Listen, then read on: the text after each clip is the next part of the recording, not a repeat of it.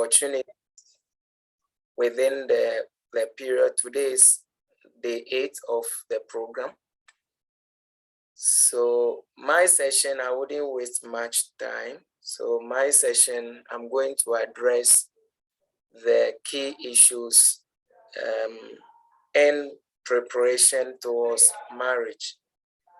And we also going to have a question time after the presentation. It's a loaded, it's quite loaded, but we see how far we can go. So the key issues I'll be looking at is the planning and the preparation stage. We'll look at the place of vision and purpose in marriage. And then we'll look at the planning stage. I'll also look at some of the reasons or myths surrounding marriage. So basically, this will be the outline. It's quite compacted, but I hope that we'll be able to finish within the time frame that we have at our disposal. All right. So, Benjamin, I believe you have addressed several aspects of the topic. So I'll just go straight up to the point.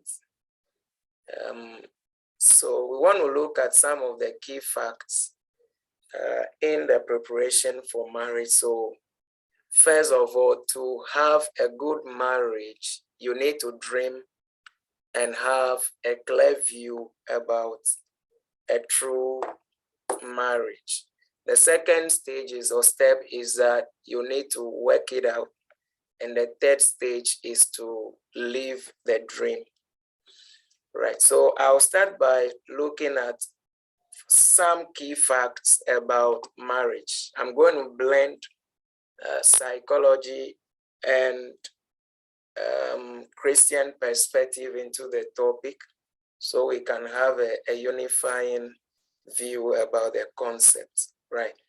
So what are some of the key facts about marriage? Number one I have here is that marriage is ordained by God, and for that matter, it is a serious business.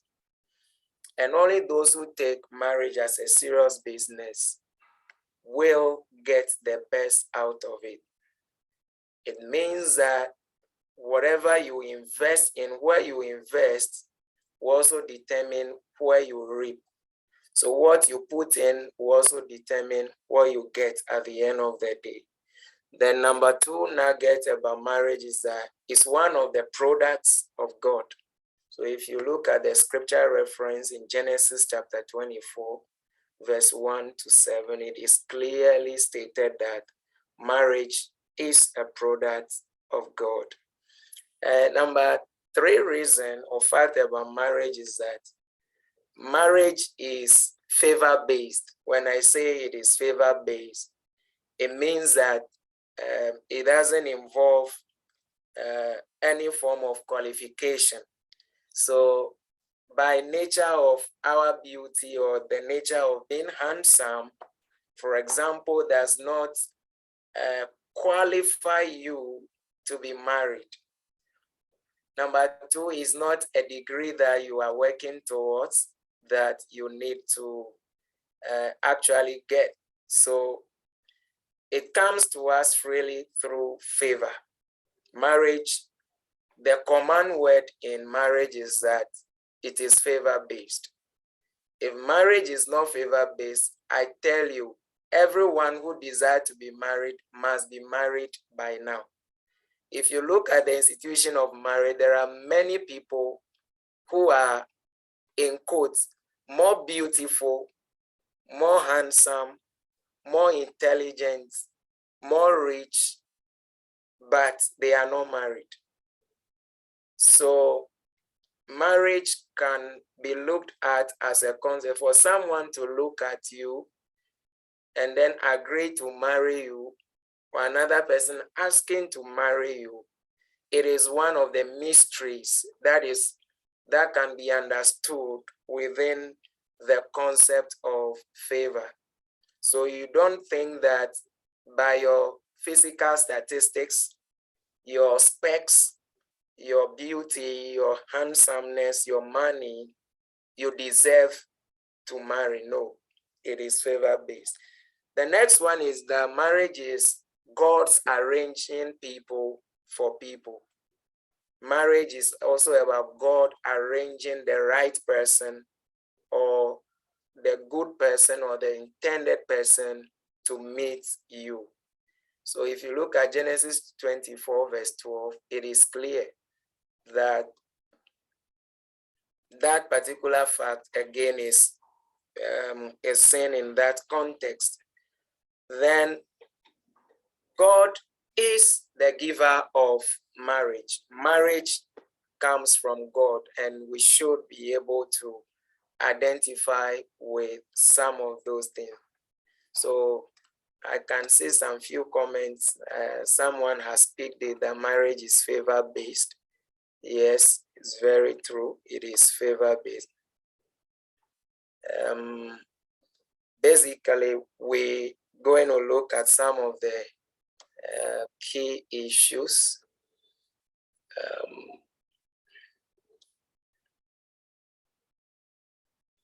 Okay. Let me see if I can make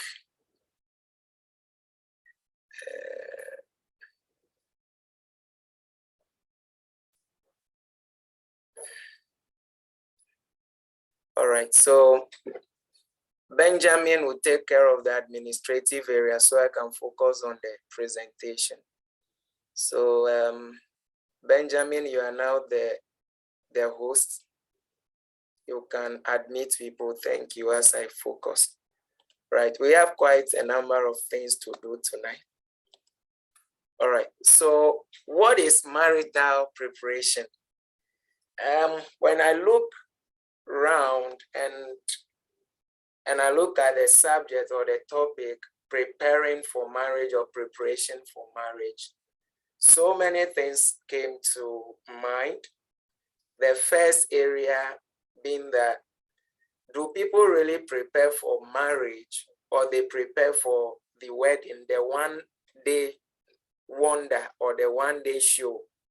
That someone will say, hey, he killed the show. You know, the dancing, the tie, the shoes, the colors were just a perfect blend. But my topic tonight is not about preparing for wedding. So that's the point of departure. I'm looking at preparation for marriage or marital preparation. So I define marital preparation to be anticipating all the impossibilities, the uncertainties, and the challenges on the journey of marriage, and then profile solution at hand before you begin the journey. So that keeps it different from the topic of handling and preparing for wedding. So that is not my point of argument tonight. The next issue is that marriage preparation is all about putting down your plans for marriage. So anything you don't put down on paper, we tend to forget. So one of the key areas, apart from your career, your education, another biggest thing that happens to people in life that can make or unmake you is marriage. So people go to school, they prepare, they study, they write exams, they pass, then they get a job. They get university degree first, they graduate, then they get a job. If you want to be an accountant, you prepare, there is a methodology you follow. You study accounting, you do well in university, you make sure you pass all your papers, and then many more. Then you pass, then you get graduated, you have presented your certificate, you start practicing accounting. But unfortunately, when it comes to marriage, not much of preparation is thought of it.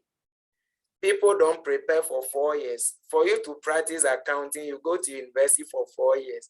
You may either go and charter, write professional exam, and show your professional qualification that you deserve the job and you know the in and out of your job before you are given the job. But when it comes to marriage, people go and read accounting. They never read, they never prepare anything on marriage, and then all of a sudden, boom, they are married. So if marriage is for better, for worse, don't you think that we need to study marriage? Don't you think that we need to begin to take marriage as a course of study?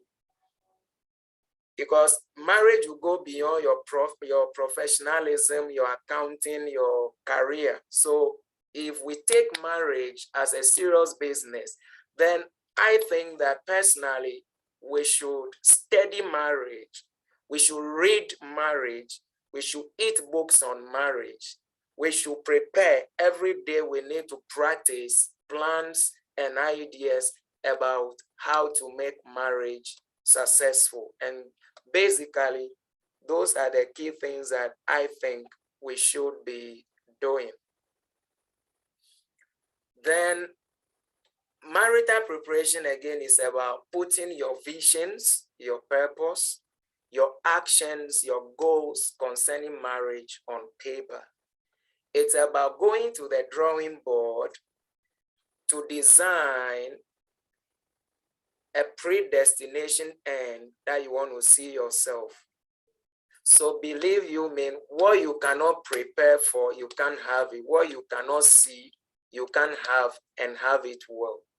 So planning or preparation for marriage is about detailing your visions for the institution of marriage, having a clear focus on your purpose, actions that can make marriage work, goals that you set for yourself that you want to see in your marriage or in your future partner. You must put them on paper and work towards them. So basically, these are the things that go into the planning or the preparation, right? So thank you very much. Derek is making a key contribution there. Yes, marriage needs to be taught. It has to be learned as a course. It's true. I agree. I cannot agree much on that. It's very true. Now let's look at some of the reasons why people don't prepare for marriage. There are several reasons and drawbacks that keep people in the mud. Reasons why they wouldn't want to get, they don't want to prepare before they get married, right? And one of them,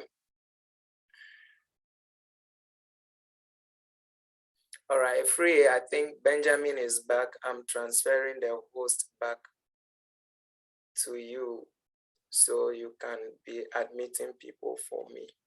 So there are several drawbacks, things that keep people away from preparing for marriage. The first one I want to look at is the fact that people fear to plan.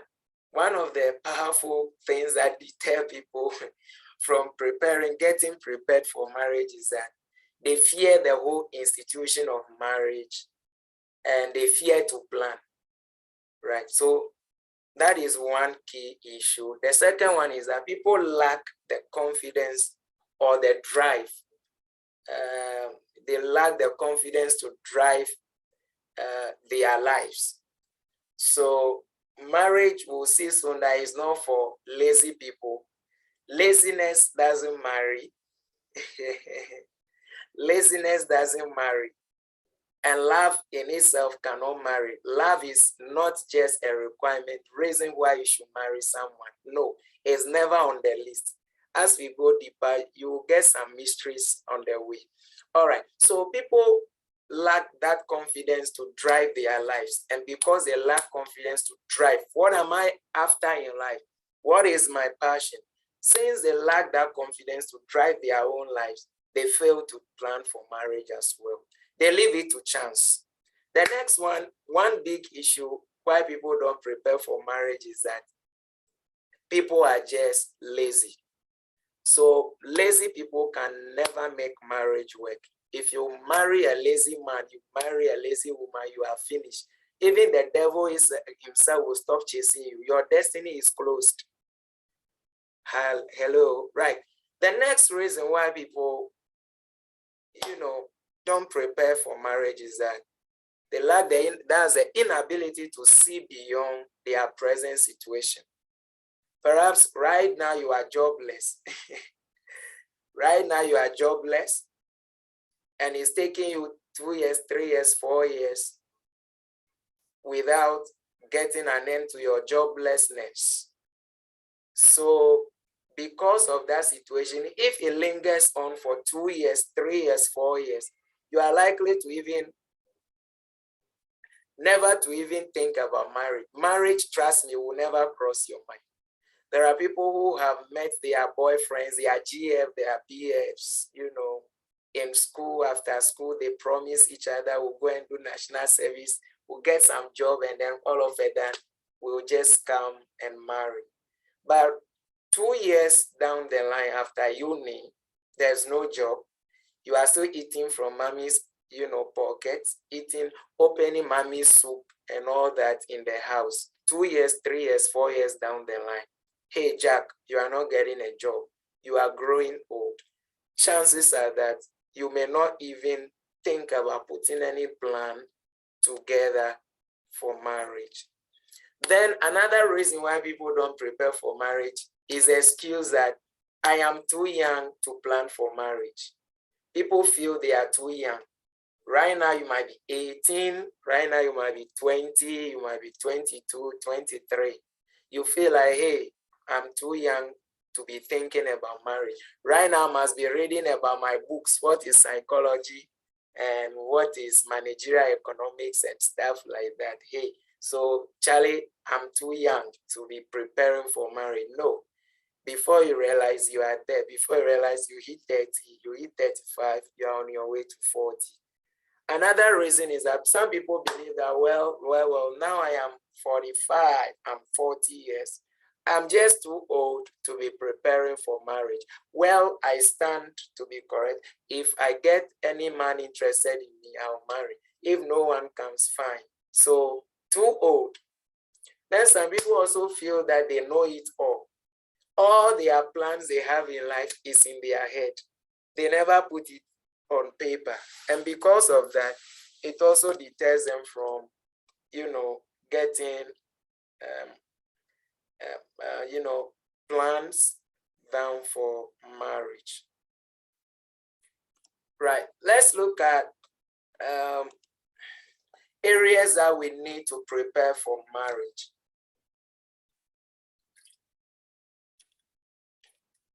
When preparing for marriage, there are 4 cardinal points that I have put together that I believe are very critical. The first one is your spiritual aspect. You look at your mental preparation, you look at character, you look at your finance. These are the 4 areas I'm going to, work with tonight. So we'll just be checking our time. We have a lot to do. It's almost getting to 9. Right. The spiritual preparation is one of the cardinal areas. Right.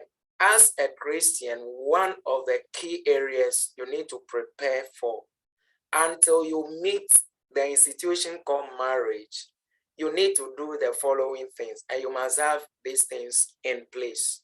You need to practice that. You need to build the capacity in these areas. As a Christian, you must know that marriage is from God. I also discussed earlier on that nobody deserves to be married.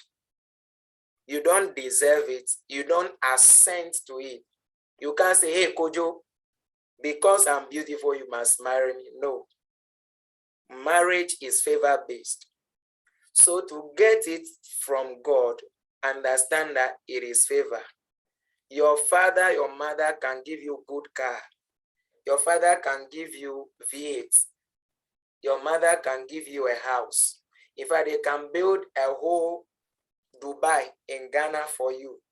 But one thing your father and your mother cannot guarantee for you is to give you a good marriage. They can't give you. They can give you all other things, but to get good marriage, it must come from God and His favor. Number two, you need to focus on discovering your purpose first. Your purpose is a propeller of your destiny. Where there is purpose, you can tell in the next 5 years, the next 10 years, where a man or a woman will be. If you don't have a purpose first to pursue, if you don't have anything to die for in this world as at now yet, you are not ready to even make an attempt that you want to get married. You create problem for yourself and the partner you are going to marry. So purpose is number one. You need to also define clearly where you are going and where you want to be in life.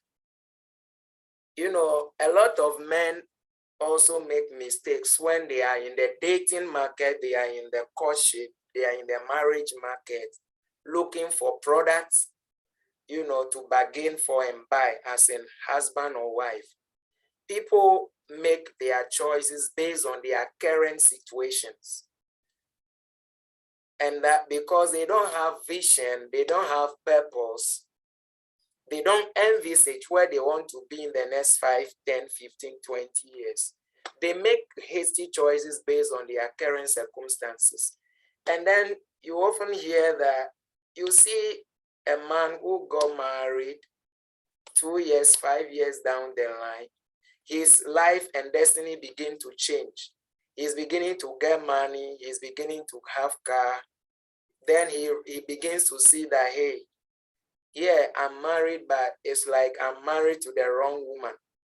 So they want to go for a board meeting. When he was married, when he was getting married, he was living in a single room. He lives hand to mouth.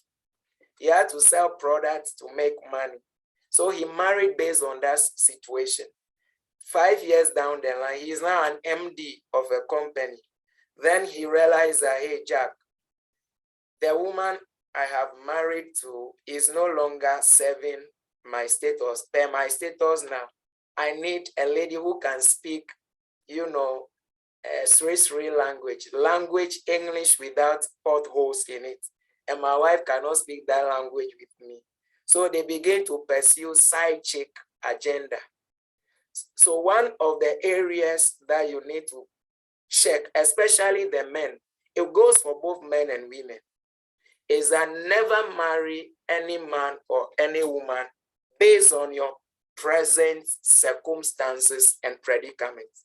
Because if your present circumstances and predicaments should change, I tell you, everything will change about the man or the woman you are with. So to guard against that, have a vision, have a purpose, have a plan ahead, see where you want to be. Marry based on where you want to be, not where you are now. Marry, select a man, select a woman based on where you want to go, not where you are now. That is a powerful thing. Then know what? Focus on discovering your assignment and your calling on earth. Your assignment and your calling is very important. If you don't put those things down first, because all other things in your life will have to revolve around your purpose, your calling, your assignment. You must know what you want to do in life in terms of career. Have a clear vision for tomorrow, and then see and have a clear picture about what kind of marriage you want to have. What kind of marriage do I want to have? It's very important that you put those things on paper. Hello. Hi. Okay, Daddy, I wanted to check. You can carry on. I wanted to check our microphone. All right. Thank you. Then what you cannot see today, you can't have. So in marriage, you must be able to see a vision. If you see a woman today, if you see a man today, you should be able to move into 10 years, 20 years. What does the outlook looks like? I made a point, significant point earlier on that Never select a man or a woman based on your present situation. Because when your situation changes, if you are not careful, you'll be forced to drop that man or that woman. And by that time, it's too late because you are already married. Then prepare your marriage plan before the Lord. Always ensure that you date your marriage plan when you want to get married, at what age you want to marry. And as young as you are, 20, 25, I always advocate that, hey guys, settle early. Ladies, settle early. I'll come back and address those issues. Marriage is not for people who are old. Marriage is for matured people. So you can be matured but young. And you can have people who are old and still not matured. So don't buy too much time for yourself. We will address that as we move on. Again, on the spiritual preparation, you need to develop, before you approach the institution of marriage, as Christian, develop your spiritual capacity. I am using the word capacity. Capacity is about your stretch. How much of impact, power, strength can you take? So the capacity, you need to develop capacity to handle marriage. You need to put yourself in God. Anybody who can put himself in God will go far. As part of your spiritual preparation, ensure that you practice faithfulness in God. And by faithfulness in God, I mean you should be able to do the following things. You need to be able to keep your prayer life, your fasting, your reading of the word of God in line. You need to practice discipline on money, tithe, offering, and all that. Any man or woman who can handle these things will go far in life, because they are tests of a man's character. So any spiritual person surely has a future. Then practice the fear of God as part of preparation and gathering momentum and stamina for marriage.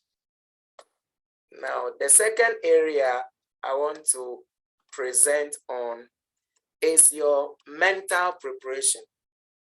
We are just a reflection of our mindset.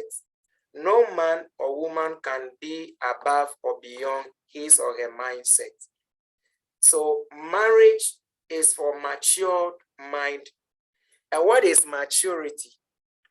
Maturity is defined here as the ability to develop your capacity to understand, to handle offenses, to handle anger, to manage emotions, even hot and charged emotions. You must be able to manage and accurately select words that can help express yourself without going overboard. So that's what I mean by being matured. So if I use the word be matured, I am not saying you should be old. So we have different types of age. Your functional age is what I'm talking about here.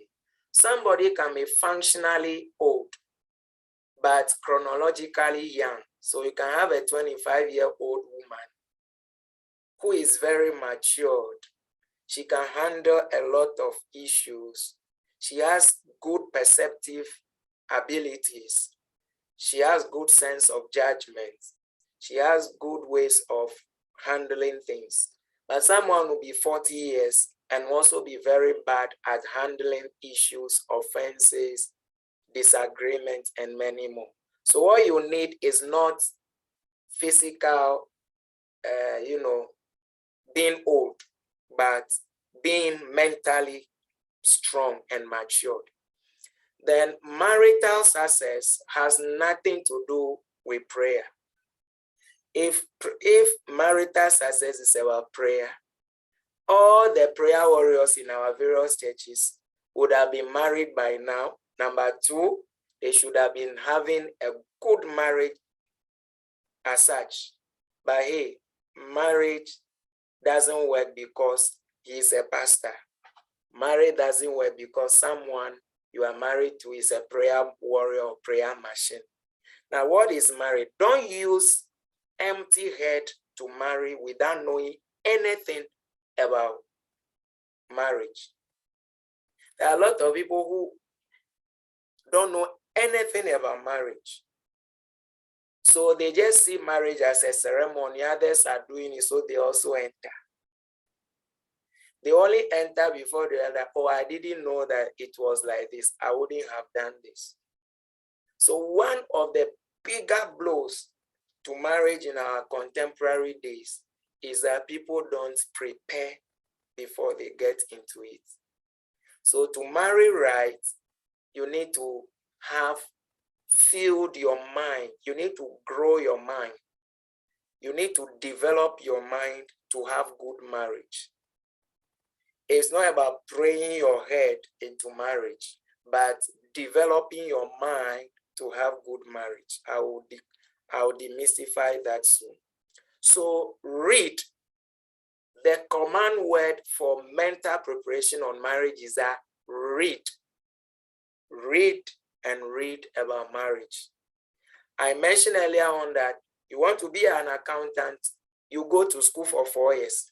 You even finish and go and charter paper 1, level 2, level 3, level 4, even level 5 and 6. But when it comes to marriage, people don't read anything about marriage. They just go there with empty head, bram, they land in the institution. So most of the failures in marriage is as a result of the lack of mental preparation. So don't be a beautiful woman without brains. Don't be a beautiful woman without brains. We don't want beauty or empty head, beauty on empty head. No. Read. Don't say that's for me. I am born hot-tempered, so that is how I am. Because if that is how you are, then stay away from marriage. Marriage will not be good for you. You will just be allergic. Your character is allergic to good marriage. So don't say I am born a high-tempered person. My heart is not good. When I get angry, nobody can control it. If that is it, you are not ready to read, develop yourself, and mature through it, then don't do marriage. It won't work for you. Then develop and practice your character. Where you invest is where you will reap. A lot of times people don't prepare for marriage. They only prepare for wedding, which is one-day show. Second, mental preparation number 2 you need is that your beauty, ladies, just listen to this one. This one will be very good for the ladies.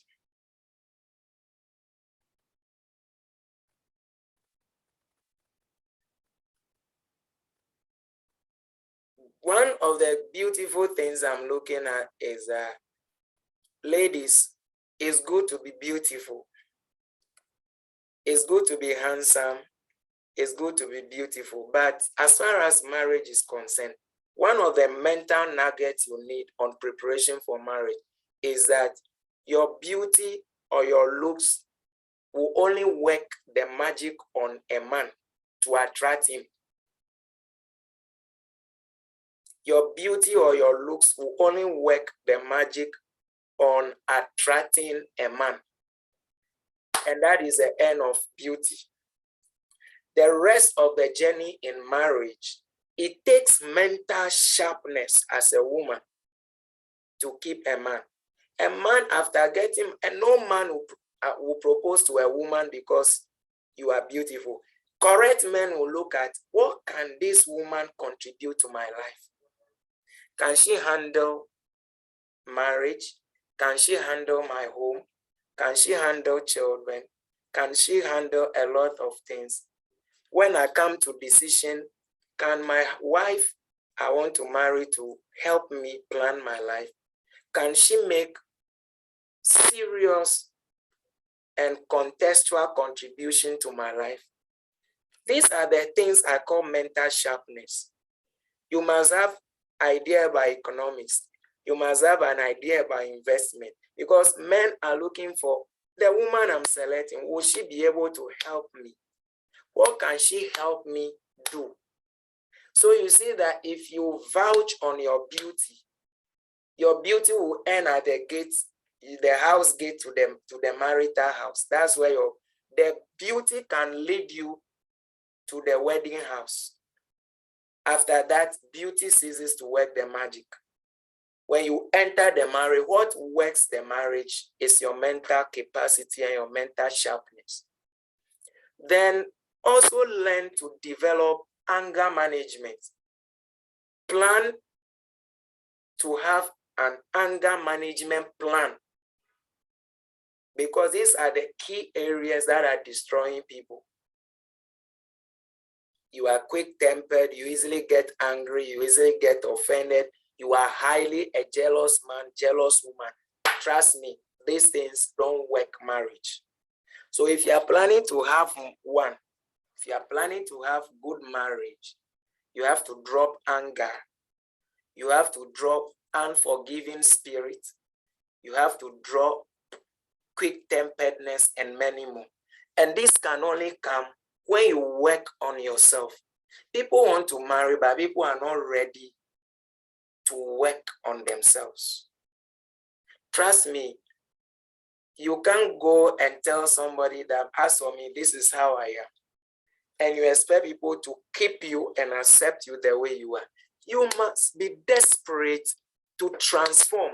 Be the best man, be the best woman any man or any woman on earth can meet. The best way to prepare for marriage is that prepare that I, Kwame, I'll be the best man that any woman on earth can find. Say that me, Becky, I'll be the best wife or the best woman any man on earth can find. No correct man will bypass any correct woman. Listen to that one. No correct man will bypass a correct woman. Correct men will always attract correct women. So be the correct person you are looking for, and the correct thing will automatically be attracted to you. Feed and develop a good marriage mindset. Feed and develop, read, feed your mind, feed your head about a correct marriage, or a good and a correct or a model marriage. If your mind is not open to good marriage, you can't have it. If your mind is not open to good marriage, you can't have it. All right. So keep the questions coming. When I'm done, we'll address the question. Then the third area you need to prepare for is character. I earlier on highlighted that marriage doesn't work because a man or a woman loves somebody. Love is a necessary condition to start a relationship, but love is never a condition to get married. Love will start a relationship, but love is not the 100% requirement you need to marry somebody.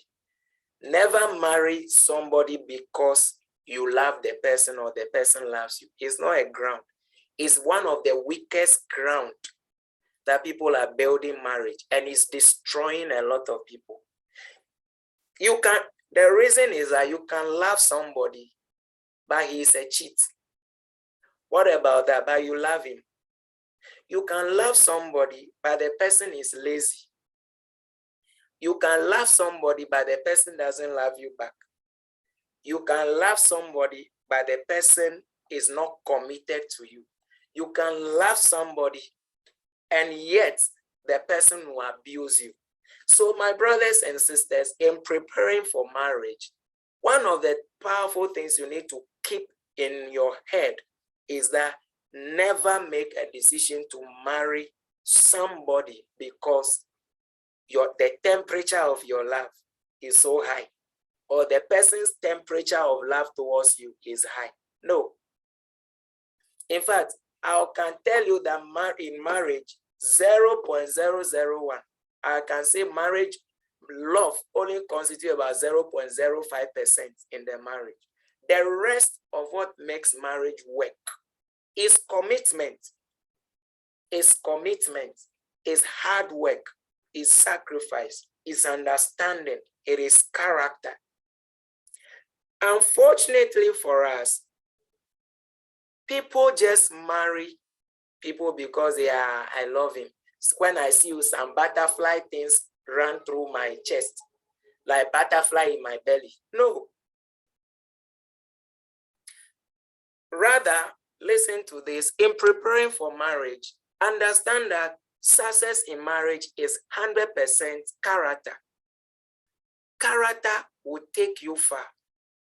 Character will take a man with character, a woman with character can go very far. He can go anywhere in the world. But a man without character but love will go nowhere. Understand that one. Don't marry, I beg you, when preparing to marry. Please, I beg you, don't marry emotions and feelings. Don't marry emotions because emotions don't last. They just come, wax and win. They come, they run their course, they end, and that is all. If your feeling you have for your boyfriend or your girlfriend disappears, or your partner disappears, then the marriage is over. So please don't marry to emotions. 2, don't marry looks or like feelings. Don't marry somebody because he looks attractive, he looks handsome.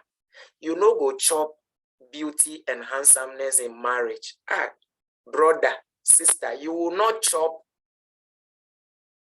beauty and handsomeness in marriage. You will chop commitment. You chop character. Don't develop shock absorbers as part of character preparation. Nothing should surprise you in this world. Never underestimate any human being. So develop shock absorbers as you continue life. Learn to handle shocks. They will happen.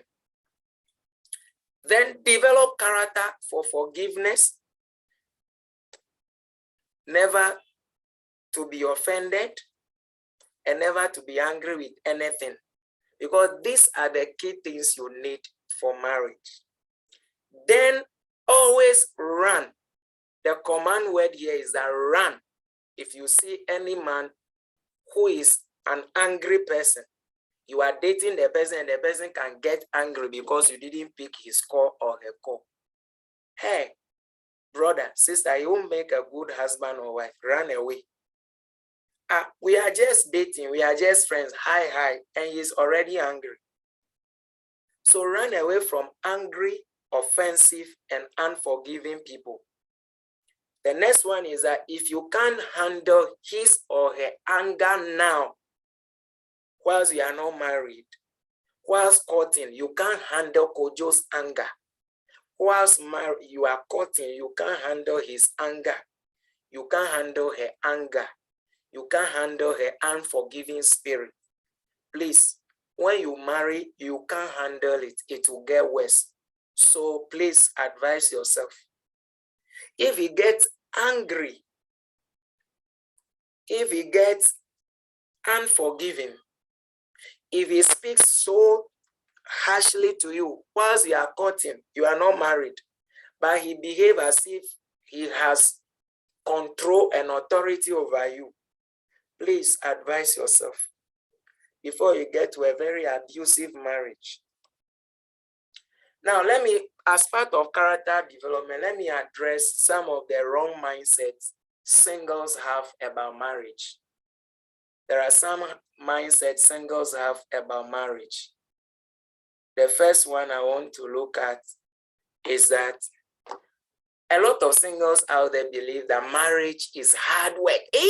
Marriage is hard, oh, I can't, oh, it's a hard thing. No, marriage is just demanding, but not a hard thing. Marriage will put a demand on you to get better. Marriage will always put a demand on you to get better, but it's never a hard enterprise. Another wrong mindset people have about marriage is that every marriage have a problem. No, it's not true. That every marriage have a problem. No. You can have a misunderstanding or disagreement, but that is not a problem. We disagree to agree. Don't see it as a problem. Marriage is just challenging.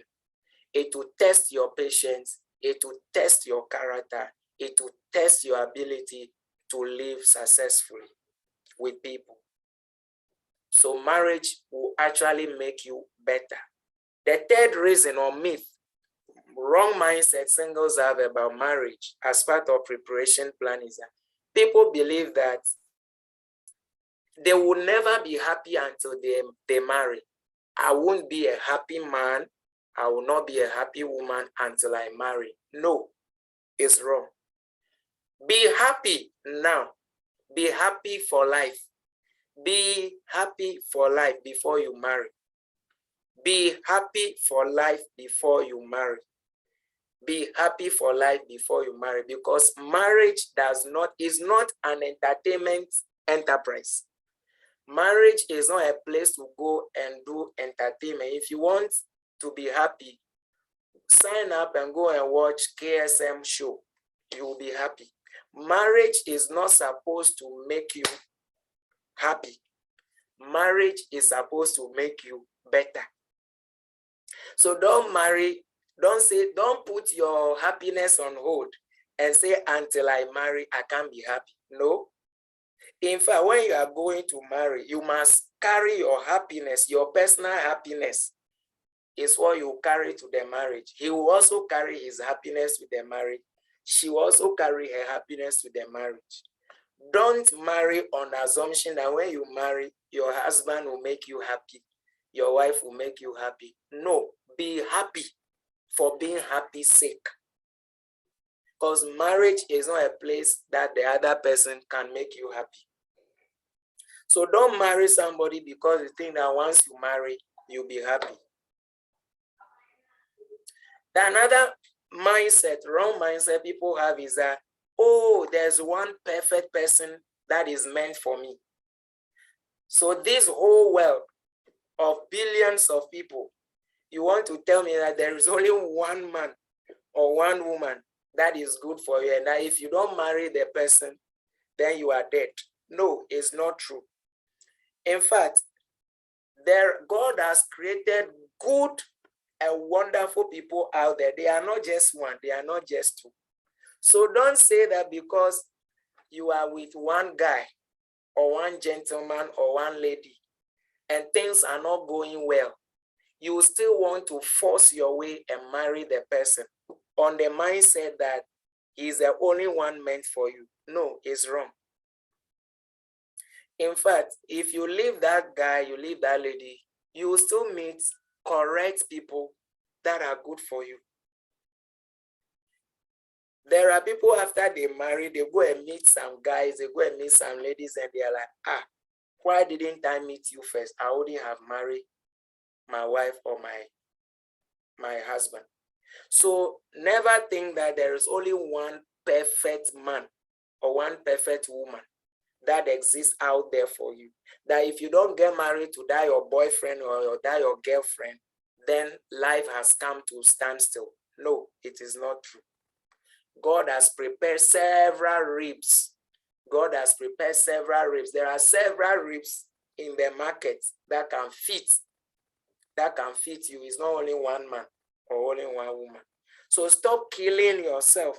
Stop dying to be with one wrong man or one wrong woman who cannot even support you. Another myth or wrong mindset people have is that he or she is not my type.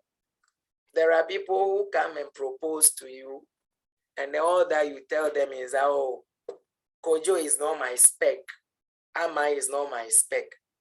So he comes and says, oh, he loves you. You see that the guy is committed, he's supportive, he's caring. But he comes and proposes to her, you are like, hey, if you look at my beauty and your color complexion, are you my type? Are you my size? In fact, you are not my spec. There was one guy in our church, very good, committed guy. He met a lady who was struggling in life. He decided to sponsor her to school. She went to school, university, and completed. When he completed, and then after the guy used all his money to, on him, on her and all that, then later on he came to tell the guy that now he is educated, so the guy is no longer her spec, so she can't marry him. Then the guy said, okay, no problem, I wish you well. Because he feels that the guy doesn't have degree or something. But as I'm speaking now, a master's degree holder from London, UK, a lady who held master's degree from UK, came down, met this guy that the lady said is not his spec. The lady with master's degree came down, met this guy, and as I'm speaking, they are married. And now the guy is now a British citizen living in UK. The lady that he has sponsored, and the lady dropped him and told him that in fact, the guy is no longer his spec. She is still in Ghana. She's still in Ghana, single, not married. So never tell people that, oh, when you see men, you see women, don't say, oh, he's not my spec. You are not my size. There are people that you are not my size, you are not my size. They are still where they are today. And the person who you say is not your size is now in UK, enjoying his marriage. Again, marriage is about commitment, not feeling. Marry, I beg you, please. If you want to settle, if you want to marry somebody who is committed to you. Don't marry somebody that you say, I have feeling for. When the feeling disappears, that's it. Marry somebody who is committed to you. Don't marry somebody who is not committed. Because marriage will work if both of you have agreement. Does a woman or the man you are with agree to marry you? Did she agree? Did he agree to do life with you together? Is the guy or the lady committed to you at all times? Is he or she loyal to you? These are the key things you need to get marriage work, not the butterfly in your belly type.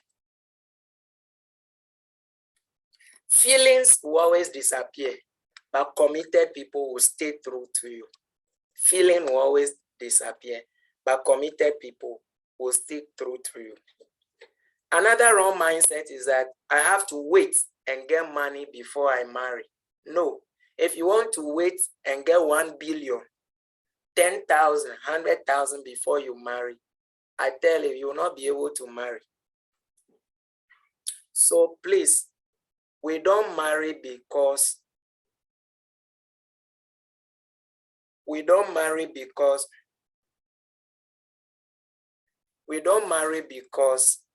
we have what we call a good sums of money. You don't need huge sums of money to marry.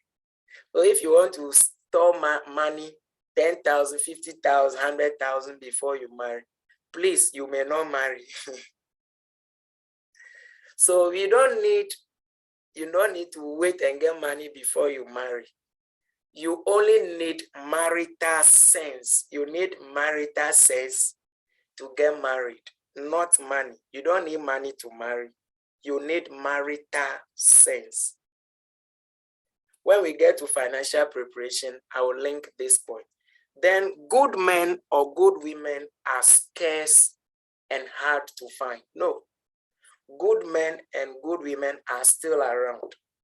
You are the one who is not seeing them. So when you change your criteria for what you are looking for, you will meet the correct people you need to marry. So good men, good women are not hard to find at all. They are around. The reason why you find it hard to find them is that you have a mindset. You have a characteristics of what you are looking for. And the wrong thing you are looking for is what is making it hard for you to think that good men or good women are hard to find. Another wrong mindset singles have about marriage is that, oh, what are we? So what are we? So it's always good you ask your partner in your relationship, so what are we? So somebody say it's not necessary to define your relationship. No, it matters. Every point in time, you have to ask a man, you have to ask a woman, so what are we? Are you only friends? Or you are only playing around?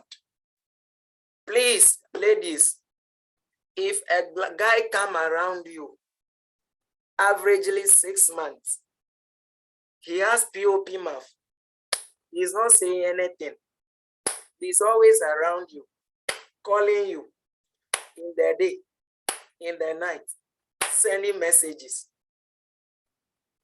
but he has not told you anything officially that I am interested in you, I like you, or I love you.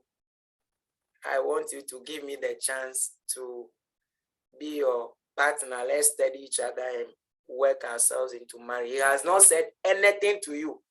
And he has been around you, playing all the jokes around, looking like you are going out. Please, it's not enough ground to assume that you are in a relationship.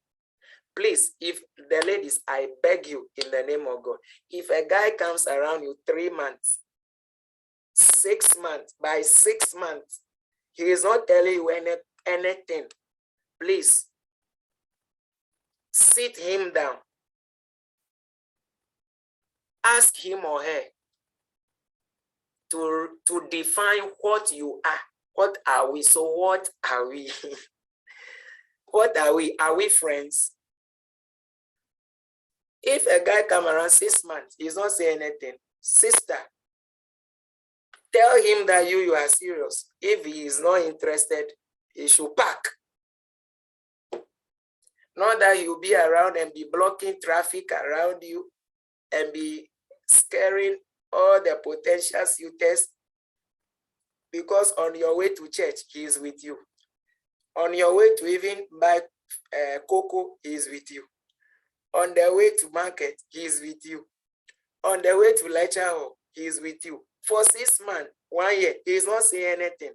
Sister, you are blocking your chances. If he is not interested, let him pack off so that you know that you are single. It's better to know you are fully 100% single and give the chance to somebody who is interested in you than to keep a guy who is keeping you quiet and is not telling you anything. So please, it is very necessary you define your relationship. And if you meet somebody who says, oh, for now, I can't introduce you to my friend, my father, my mother, so let us just keep the relationship secret. Be very careful. In fact, run away. Don't agree to keep anything secret. Then another wrong mindset singles have is that I can't marry him. Why? Because he's my friend. No, it's wrong. In fact, marry a friend, not an enemy. Right. So finally, let's look at financial preparation. If you are preparing to marry, no wedding, preparing to marry, financial preparation is part. What does it take to marry? It doesn't cost so much to marry. To marry means you get your wedding ring, you get your wedding gown, you get your engagement things. You are ready to marry. The rest you can choose to refresh somebody or not. So refreshment is not marriage. It's the wearing of the ring. That is the marriage. So don't prepare to go and feed a whole community or a whole nation at your wedding. If you plan wedding in that way, plan marriage in that way, you will never get married now. Even 10 years, you will not finish saving money to do that gargantuan wedding. So if you can feed yourself, what are the grounds, financial grounds for which you can marry? Number one, if you can feed yourself, you can feed your partner. You have a spoon, you have at least 2 spoons, you have 2 plates, you have student mattress 2, or 2 in 1, or 1 and a half, 1, and you have a single room, you can marry. Just marry the correct woman, marry the correct man. The rest will fall in place. Number 2, financial ground for which you marry. If you can have a stable income, you do something that at least makes you see the face of money every day. You have a job, you can marry. It's not so difficult. The next one, have a financial plan. Learn to also budget and work within budget. The next thing is that don't borrow money, I beg you. Don't go and borrow money to wed anybody. Just manage what you can afford. Never borrow money to marry. Work within what you have.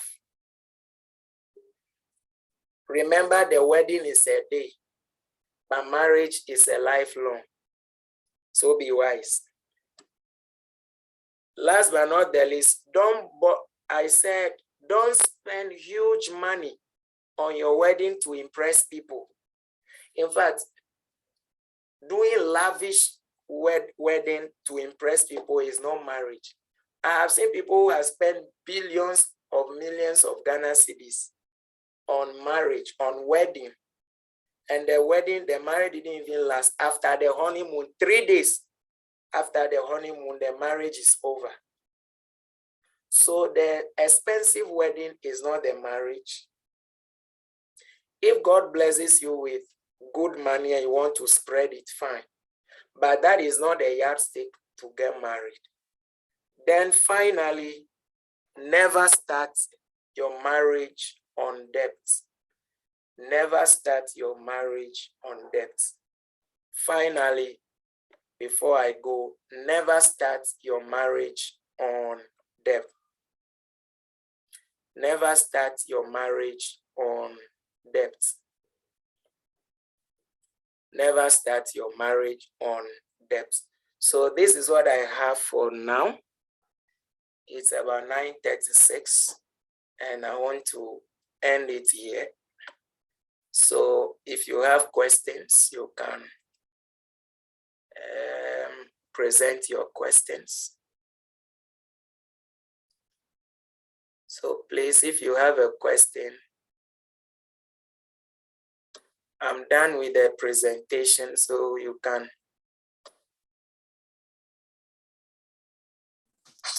Okay, Daddy. Thank you very much for that powerful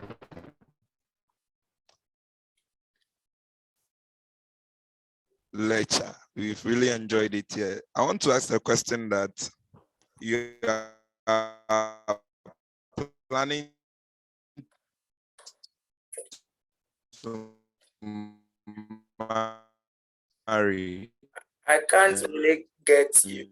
The line is a bit. Then you want to do the wedding within your means, and your partner. Your line, excuse me, your line is, your line. Oh no, he or she wants a gargantuan one. And even sometimes the family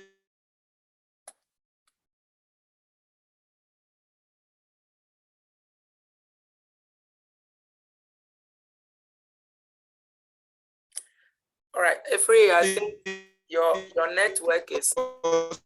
also can also Efree, I think your network is bad. I can hardly get your question, but I think the concept I'm getting is you planning to marry and you have how do we call it? You have a partner who wants an expensive or a gargantuan wedding, coupled with friends and family people who want you to do something huge. What can you do? So you need to revise the basics of reasons why you are getting married with your partner. Understand that marriage is between the two of you, you and your partner. So you need to, the two of you need to be very disciplined to be able to do a good wedding, but have a successful marriage. A successful marriage that you have a good ring, the lady should look good, the gentleman should look good. You are able to buy all the items on the list. That is all. Recently, I learned Pastor Otterbell's church, they have banned wedding reception because of the kind of show off, the flexing that people are, weaving into marriage these days. And it makes other people feel like if you don't have that kind of money, and then you're not going to get married. So Pastor Otterbell's church have banned wedding reception. The wedding is about getting your partner into the church building. The pastor preach 15 minutes. They present the ring, they pray over it. They take you through the vow. You take your vow. They pray with you. You are now pronounced husband and wife. We have closed. All of you go home. That is the marriage. So the expensive, things, money, 100 million, 100,000 Ghana cedi, that is not the marriage. So all I'm saying is, if you have a partner, understand, I have a friend. The guy is a medical doctor. They are both medics. Not that they don't have money. They have money, but they chose to do a simple marriage. After the marriage, Saturday, within 1.5 hours, they are done with their wedding. And then they just turn and wave everybody, thank you for coming. And then they hop into their car, they are gone. No wedding reception, no cake, no drink, no food, nothing. And then they left. And the people were like, oh, where is reception? And they said, well, there's no reception. We are done with the wedding. Everybody go home. The following week, just 1 week, the following week, this couple appeared in church in their brand new Mercedes-Benz car. Tear rubber. And it wowed the people in the church that, wow. So it's not that these people don't have money to do reception, but they have a plan. And they have actually planned for their marriage, no wedding. So the marriage, the wedding, which is 2 hours, is not the marriage. Wedding is not the marriage. It's just an event to get you joined together. So why will you spend all your money you need in the marriage on 2-hour events, all in the name of making it gangantuan? I know some of the ladies will come and say, oh, and then because my friends will be coming, I need to look good, we need to do the thing big. But hey, it's not by force. If you have the resources you want to spend, no problem. But as far as marriage is concerned, the key thing is that you should get the blessing from the priest. You should be able to be joined together and ensure that the woman or the man you are joining with is a correct man, is a correct woman. The rest is history. Thank you very much. Is there any question? Is there any other question? Efri, I think you are back.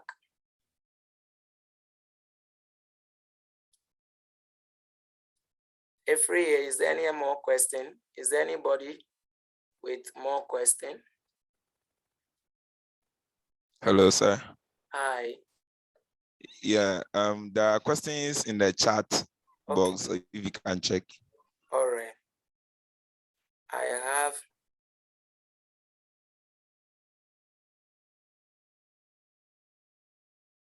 let me see. I have a lot of questions. There's a question from Latte. How can one know that he or she is in love with a partner before thinking of getting married to him? Well, I don't get the question clear about from Latte. I think you want to know what are some of the signs. Before I go, let me just address this. What are the signs that shows that the person you are with is the right person for you? How will you know if the person you are dating or the person you are courting is the right woman for you to marry? Number one sign is that you have a no. You just know. You come into a sudden knowledge that you know that the person you are with is the right person for you. No question even cross your mind. There is no doubt that comes that, is Kojo the right person for me? Is Amma the right person for me?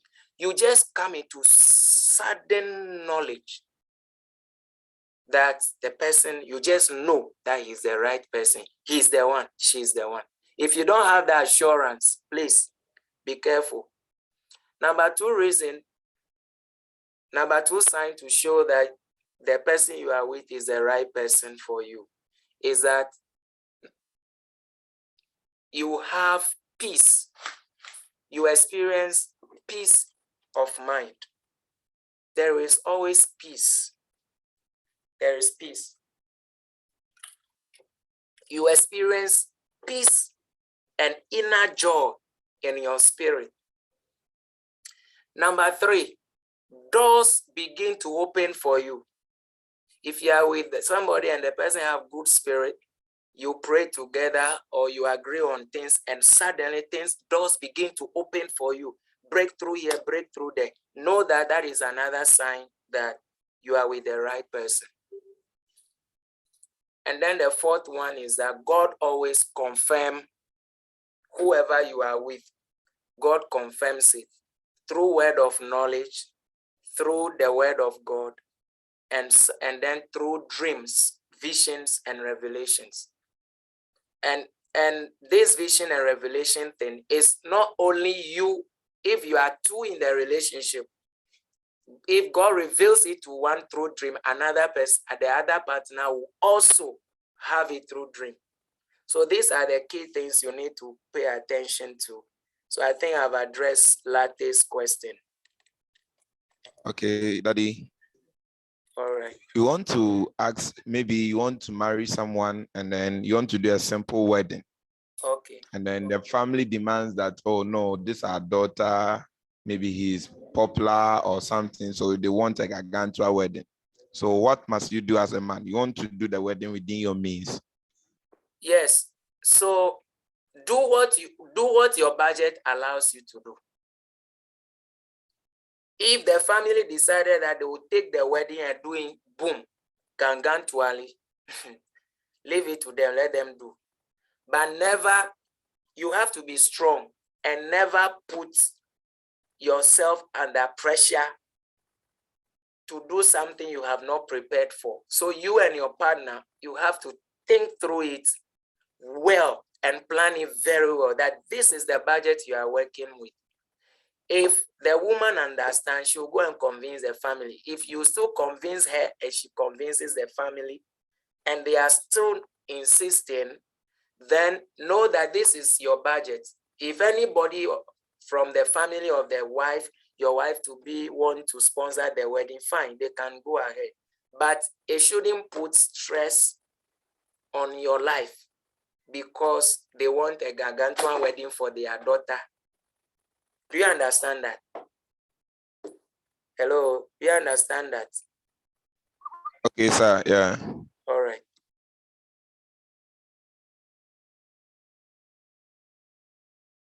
Any other question? I think the questions are a lot. Let me just scroll through and see if I can address them. My question is, how will you know that this gentleman is the one I am supposed to get married? I think I've addressed that. You need to have peace in your spirit. There is a knowledge. What of someone who consistently do the right thing over and over? If you are with someone who consistently do the wrong thing, by the wrong thing, I don't understand though, but I believe you need to clarify that question. If you are with somebody, don't compromise on your values. So if you are with someone who is constantly running contrary to your values and your principles, he will not be a good person you have to go with. He will not change. So don't waste your time there.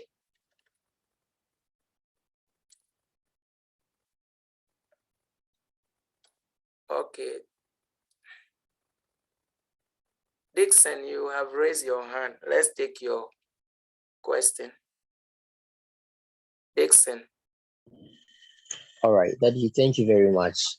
So my question is, what if the partner that I'm planning marriage with falls short of any of the preparational stance, let's say financial preparation stage, considering that she falls short there, what should I do? Spiritual preparation, if she falls short there, what should I do? Should I break up with her?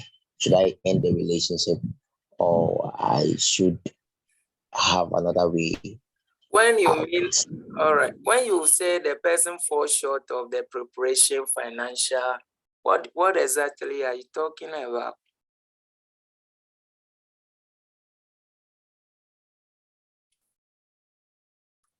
Hello, when you say that your partner falls short of preparation, financial preparation, can you be specific so I can address you, please?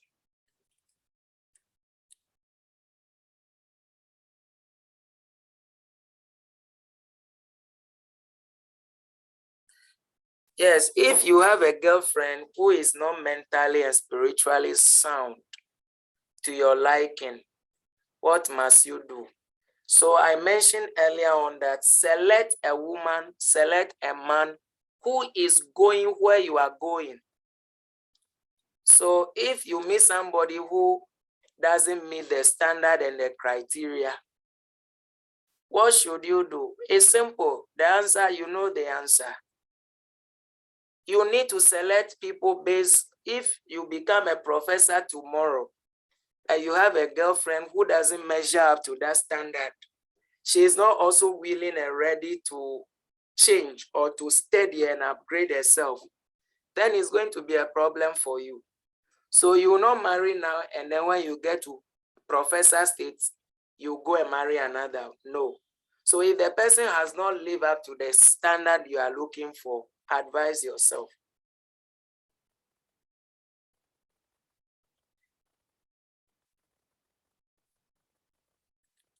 Okay. I have a lot of questions. Let me look.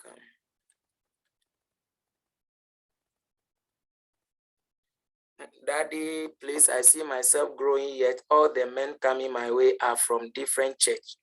But I wish to marry from my own church, but different church members are the ones coming. I have prayed, but I'm not seeing anything.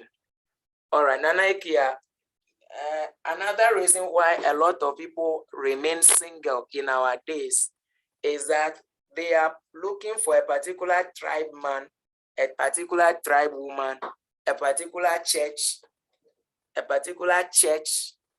member to marry. And because the person is not coming, they delay their marriage. So understand that you can meet the devil even in your own church. So the criteria you said that you have to at all costs marry from your tribe, marry from your church, I don't think is going to help you. So remember that you have ladies have prime time. There is a window that opens for ladies where you meet a lot of guys who be coming your way. If you don't make the correct choice and you move past those stages, they will stop coming. So pray to God that God should give you a man with character. God should show you a man with character, a man with vision, a man with focus. Marry to dreams of people, not a church member. You can marry a church member and yet you will still be a devil. So the focus, Nanaikia, the focus is not that. The focus should not be that you should marry, that at all costs, a good man should come from your church.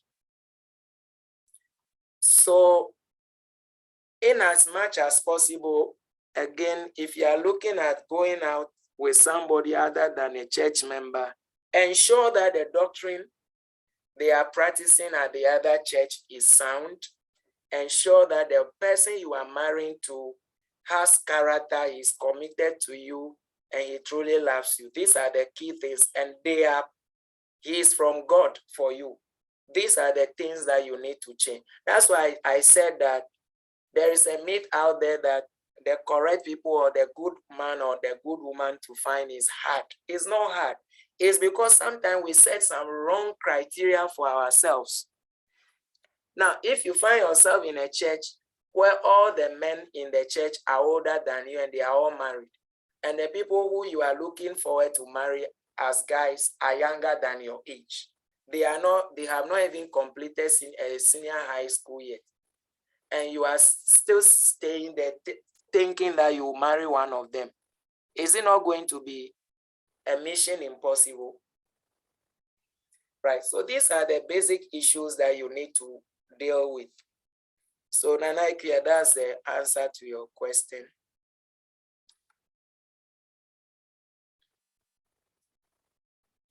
Your beauty will help you. Okay, that is just another one.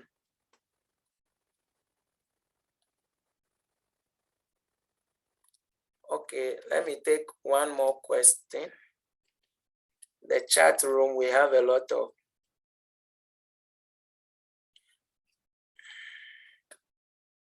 Okay, Evelyn, I will give you the opportunity. How will you know that this gentleman is the one I'm supposed to get married to? Is it through a sign or what? I've addressed that question, that you come to knowledge. There is a knowledge you have that he is the one and you don't doubt. Number two, I explained that you need to have peace in your spirit concerning the person. Number three, doors begin to open for you. Anything you plan to do together, it works out. It's another sign. Number three, God can confirm it through vision, through dreams. But when dreams and vision comes, both partners involved should have the same dream, and that is a confirmation.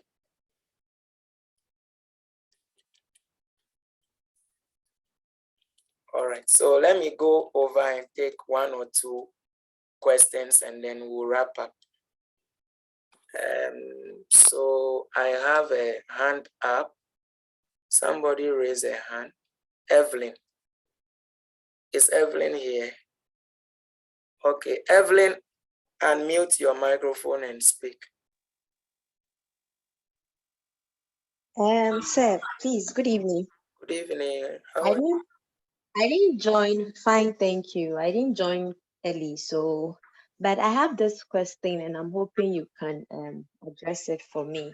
Okay. In case you do your traditional wedding, which is the right way of marriage, and then you decide to go and to court and sign, is it necessary to have a church wedding again, or you can just do your traditional wedding and then just sign at court and you just end it there? Thank you. Well, there are a lot of people. The trend is that as a Christian, you want to bring the marriage before God for God's blessing to be on it. So a lot of people do celebration of holy matrimony. Even with that, you can decide to do it as a court wedding. You can go to the court and sign, but you still come to church, kind of an office wedding, and your clergy will still bless you, and that is all. So the choice is yours. Okay, any other question before we go? Is there any more question to address?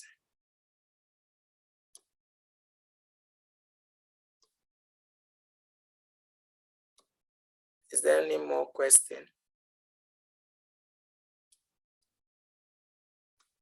Okay, let me pass the host over to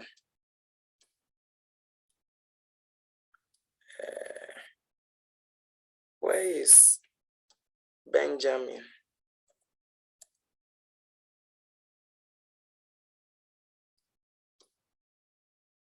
All right, so I'm passing the host to Benjamin now, so we can wrap up. I've also done the recording, so I'm going to create a link on YouTube. Those who want to download and listen to it, those who didn't join earlier on, you can catch up with us on YouTube by accessing the link. Thank you. All right, let's have Benjamin to give us a final, and then we can call it a night. Benjamin, is Benjamin in? Hello, Benjamin.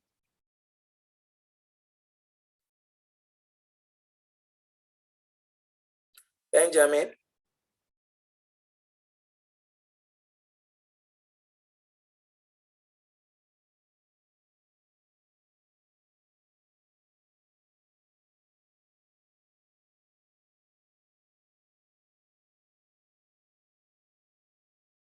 All right, so thank you very much. We'll end it here, and God bless you all for participating. Hello, sir.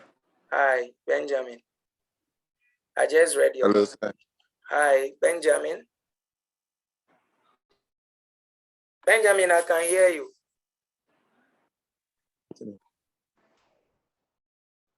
Hi. Hello, sir. Please, can you hear me? Yes, I can. I can. Hello, sir. Yes, I can hear you. Go ahead.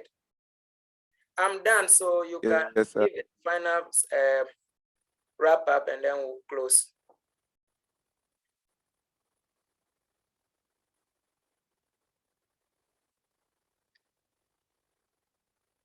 Benjamin. All right, thank you all very much for the opportunity. I'm grateful for the time we have all spent here. God bless you all and have a good night. Bye-bye.